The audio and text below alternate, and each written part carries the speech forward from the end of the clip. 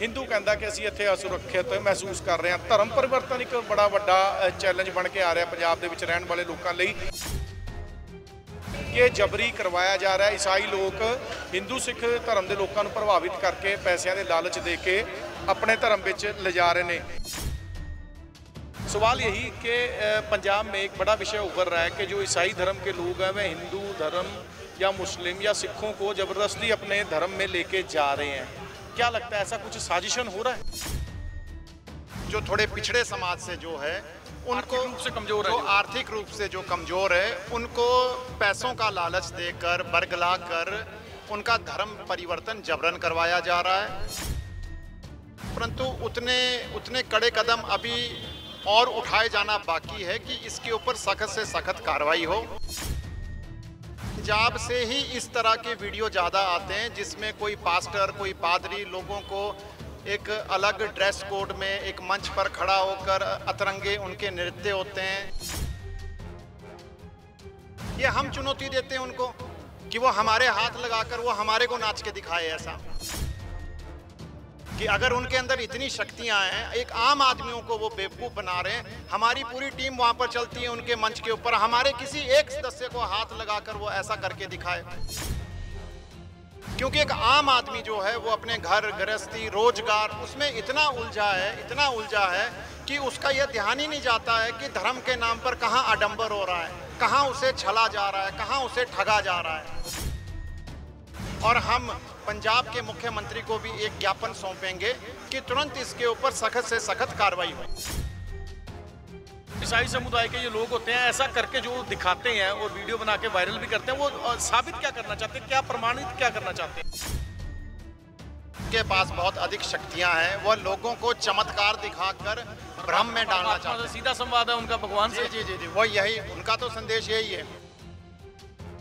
एक जो व्यक्ति जिस धर्म में उसने जन्म लिया है तो यह उसकी नैतिक जिम्मेवारी है कि वह उसी धर्म का पालन करे, क्योंकि उसके धर्म का चुनाव परमात्मा ने करके दिया है। अगर उस धर्म में कोई बुराइयां हैं, उसे कोई चुनौतियां लगती है तो उसे उसके खिलाफ आवाज उठानी चाहिए। परंतु धर्म का त्याग करना कहीं पर भी ये तो बिल्कुल शास्त्र विरुद्ध है। पाखंड की नोक के ऊपर या फिर पैसे के दम के ऊपर लोगों का धर्म परिवर्तन के लिए उनको विवश किया जा रहा है। तो धर्म के जो कहते हैं कि हम यहाँ सुरक्षित हैं, हम वो राजनीति की तरफ लेके जाते हैं, हमारा कोई मुख्यमंत्री आज तक नहीं बना, ऐसे सवाल करते हैं। परंतु पंजाब में अभी तक सिख जो मुख्यमंत्री भी रहे तो कभी ऐसे हिंदू उत्पीड़न के मामले कभी भी सामने नहीं आए हैं।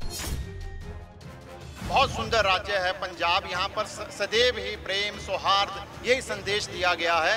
तो इस तरह के असामाजिक तत्वों के भ्रम में आकर अपने प्रेम में कहीं पर फूट ना डाली जाए।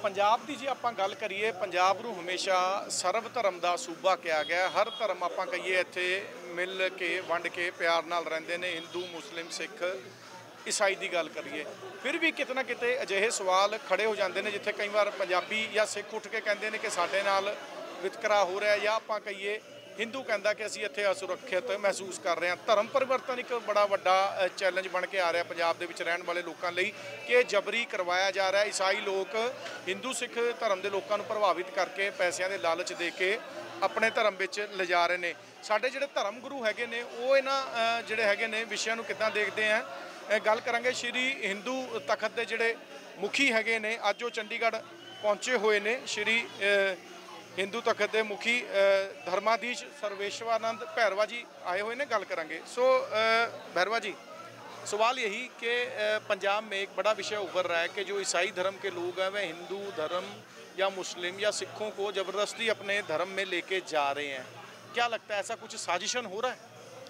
जी, ये तो निश्चित तौर पर बहुत ही अंतर्राष्ट्रीय स्तर पर एक बहुत बड़ी साजिश रची जा रही है मिशनरियों के द्वारा। और इसमें मुख्यतः जो हिंदू धर्म के जो हमारे जो भाई जो थोड़े पिछड़े समाज से जो है उनको आर्थिक रूप से जो कमज़ोर है उनको पैसों का लालच देकर बरगला कर उनका धर्म परिवर्तन जबरन करवाया जा रहा है। हालांकि इसमें प्रशासन के द्वारा, सरकार के द्वारा, भारत सरकार के द्वारा बड़े कड़े कदम उठाए जा रहे हैं, परंतु उतने कड़े कदम अभी और उठाए जाना बाकी है कि इसके ऊपर सख्त से सख्त कार्रवाई हो। हम अक्सर सोशल मीडिया पर देखते हैं कि पंजाब से ही इस तरह के वीडियो ज़्यादा आते हैं जिसमें कोई पास्टर, कोई पादरी लोगों को एक अलग ड्रेस कोड में एक मंच पर खड़ा होकर अतरंगे उनके नृत्य होते हैं और वो पाखंड, वो लोगों को चीखते चिल्लाते हैं, नाचते हैं। तो ये लोगों को यह समझना चाहिए कि जिस तरह का वो उनके पास्टर किसी को हाथ लगाकर कोई उनके अंदर ऊर्जा डाल देते हैं, ये हम चुनौती देते हैं उनको कि वो हमारे हाथ लगाकर वो हमारे को नाच के दिखाए, ऐसा कि ऐसा नृत्य हमारे से करवा ले। ठीक है कि अगर उनके अंदर इतनी शक्तियां हैं, एक आम आदमियों को वो बेवकूफ़ बना रहे हैं। हमारी पूरी टीम वहाँ पर चलती है उनके मंच के ऊपर, हमारे किसी एक सदस्य को हाथ लगाकर वो ऐसा करके दिखाए। तो इस तरह का पाखंड बंद होना चाहिए और प्रशासन को चाहिए कि इस तरह के पाखंड के ऊपर तुरंत कार्रवाई की जानी चाहिए, क्योंकि एक आम आदमी जो है वो अपने घर गृहस्थी रोजगार उसमें इतना उलझा है कि उसका यह ध्यान ही नहीं जाता है कि धर्म के नाम पर कहाँ आडंबर हो रहा है, कहाँ उसे छला जा रहा है, कहाँ उसे ठगा जा रहा है।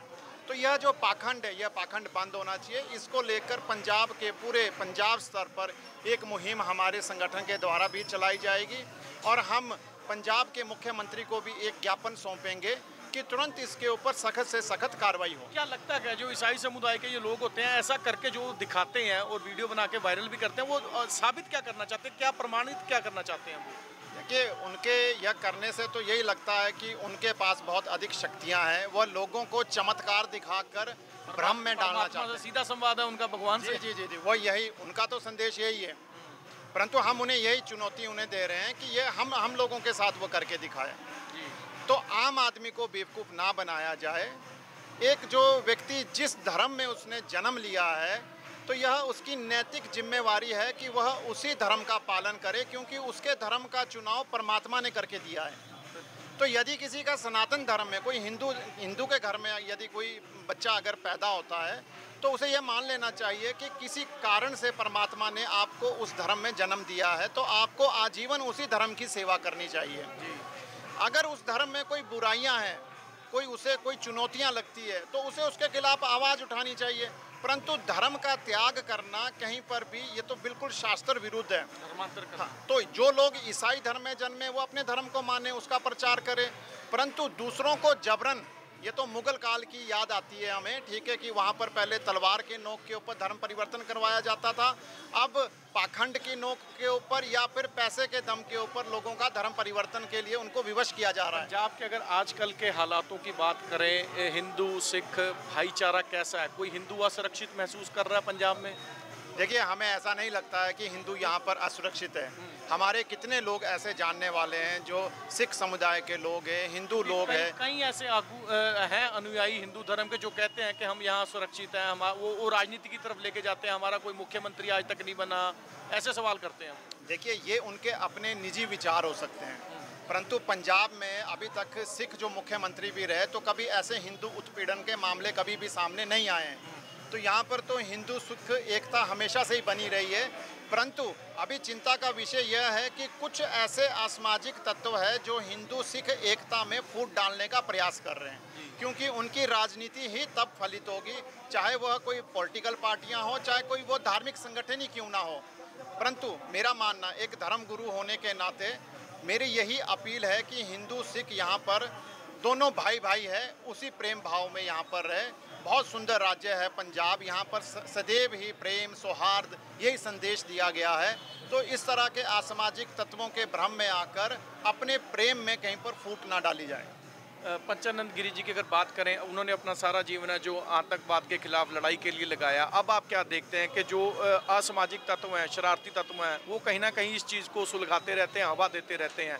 क्या पंजाब में कभी ये पैदा हो पाएगा?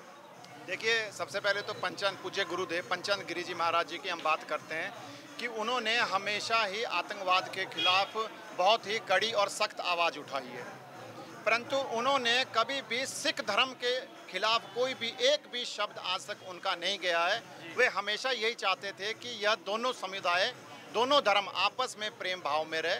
परंतु जो लोग आतंकवाद को जो बढ़ावा देने वाली ताकतें हैं, जो कि पूर्व में भी कई ऐसे घटनाक्रम हुए हैं, तो उनसे निपटने के लिए हमें यह लगता है कि यदि और ज़्यादा कड़ी और सख्त नीति बनाई जाए तो उनके ऊपर सख्त कार्रवाई होनी चाहिए। और कोई भी ऐसा किसी का विचार नहीं पनपना चाहिए कि पंजाब को अलग कर दिया जाए।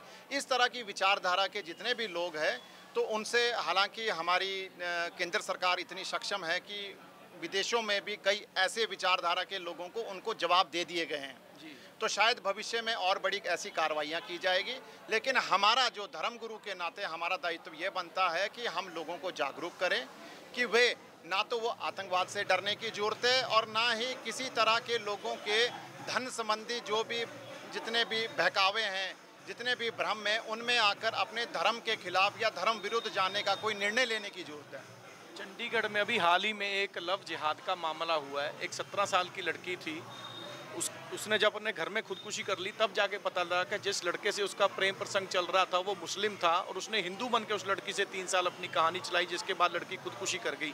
ऐसी घटनाओं को कैसे देखते हैं? हालांकि लोग कह रहे हैं कि यूपी फार्मूला इस मामले में ठीक है कि ठोक देना चाहिए जो ऐसे गलत करता है। देखिए, वैसे तो ऐसे मामले में ठोक देना ही ठीक रहेगा, क्योंकि धर्म के 2 अंग हैं, एक शास्त्र है, एक शस्त्र है।